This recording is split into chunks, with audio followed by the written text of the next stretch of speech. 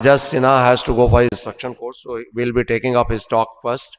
He'll be talking about the nucleus management in presence of the corneal opacity. Very good morning to all of you. Thank you, sir, for having me in this wonderful course. And I'll be presenting to you about how to manage cataracts when you have a associated corneal opacity or haze.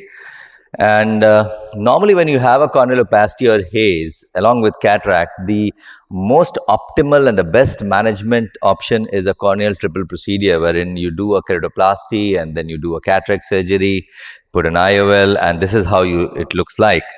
But in some cases, in quite a good number of cases, these patients have a bad corneal opacity, haze, have vascularization, risk of rejection, they can't come for follow-up. In all these cases, and particularly when you have an opacity which is not covering the whole of cornea, and the other eye is thusical. So there are situations wherein you just feel like doing only cataract surgery and provide some reasonably good vision in these patients for the rest of their life without the risk of any graft rejection or loss of follow-up or graft infection.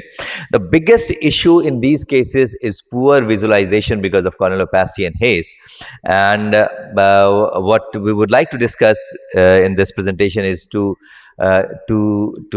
discuss methods or techniques to enhance visualization in these cases.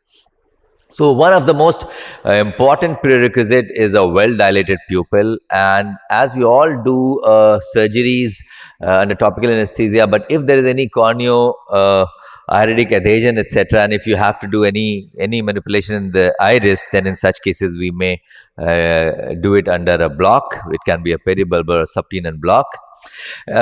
We have been using Trappin blue dye for quite more than 2 decades now. 2.5 decades, and these are used in white corneas. But in cases of corneal opacity or haze, it should be used for a slightly longer period so that you can stain the anterior capsule nicely, not only for doing the capsular excess, but also to ensure that you don't chop off the margin of the rhexis while you are chopping the nucleus, because the visibility is not that great. Another important issue is that when you are doing a capsular excess, in a case wherein you have an opacity something like this, then when you are holding the capsular flap, don't leave it behind the opacity. Leave it in the area where the cornea is clearer, so that you can hold it appropriately and complete the excess and go ahead and do the procedure. And then, of course, the other things, the nice hydro and chopping, etc., should be done to complete the procedure. Another important thing is use of, say, methylcellulose over the cornea. What happens that if there is any haze, then if you suddenly put a methylcellulose over the cornea, the visibility improves at that moment. As you can see, the moment methylcellulose is put over the cornea, the visibility improves. If you are doing any crucial procedure, something like chopping, etc., in order to see better, put methylcellulose over the cornea, ask your assistant to do it, and that improves visualization, and you can go ahead and complete the procedure. Viscoelastic, again, a good quality viscoelastic in the anterior chamber, which includes chondroitin sulfate, so that it coats the endothelium, so that it doesn't damage the endothelium more, as it is already damaged. And of course, use of methylcellulose like viscoelastic over the corneal surface is very helpful. An opacity like this you can manage with a pupil size of 5-6 millimeters, but a case wherein you have a very hard cataract, a black cataract with a central opacity, in such cases it is always better to enlarge the pupil as much as possible to have better visualization. We have described a method of eccentric crater and chop. It shouldn't be peripheral, it should be just slightly eccentric, so that you can chop it under direct visualization.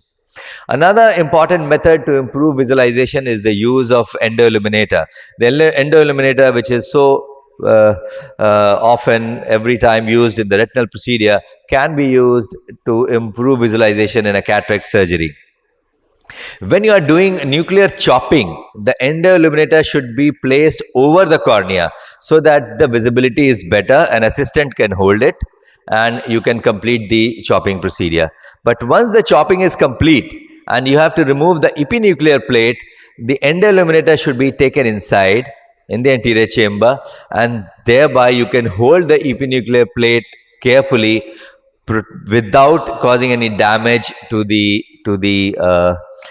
capsule, to the anterior capsule or the posterior capsule. And this is how it improves visualization, and you can complete the procedure. Another important method to improve visualization is the use of chandelier illumination. In a case of a hazy cornea, you can put chandelier illumination, you can get a very nice glow, and you can do a nice rhexis and all the nuclear procedure, etc. You can complete with the help of a chandelier illumination. If you have a opacity which is not completely obscuring, it is obscuring part of the pupil and it's on one side, in such cases, you can do a cataract surgery, place an intraocular lens and do small sphincterotomies. Earlier in opacities, optical iridectomy used to be done, but it should not be done in cases wherein you are doing a cataract surgery, because then you will have aphakic and pseudophakic zones. So just do a small sphincterotomies, and that helps, because this part acts as the new pupil and this is obscured by the opacity. And this study we published in the year 2004. So in conclusion, nucleus management in eyes with corneal opacity is challenging. We do have to understand how to improve visualization. There are various methods: use of OVD, use of trap blue dye for long period, use of endoilluminator, chandelier illumination, and all these methods are utilized to improve the outcome by improving visualization. So thank you very much for your patient listening. Thank you, Dr. Rajesh Sinha. Have you ever did ECC or SICS in cases of dense corneal opacity? Yeah. Yes, that's true. We do. I mean, SICS is a good option in these cases wherein you have a dense opacity. That's a good option. Recently, I had one patient, very elderly, with TRABI operated with dense cataract, corneal opacity, just PLPR. So I actually went for the, IC depth was just 2 mm. So I just went and did the ECC.